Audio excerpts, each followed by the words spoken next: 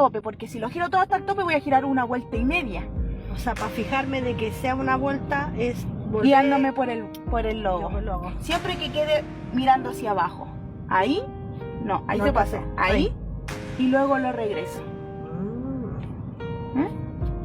Y ahí quedó de nuevo. Giro completo a la derecha. Ahí, no, se me pasó. Recuerda que hasta ahí. Ahí, llegando ahí, ahí se detiene, no gire más. Ah, ya. Porque ahí me va a girar una vuelta y media. Ah, ya, ya. ¿Ya? No, que yo pensé que era completa a tope. No. Ya. Ahora a la izquierda, regréselo. De nuevo, un giro completo a la derecha. Un giro nomás. Eso, y regréselo. Ahí. Entonces, cada vez que vamos a realizar un viraje, como en esta esquina, es máximo un giro, no más de eso. Ya. Porque si lo giro completo, después cuesta más regresarlo.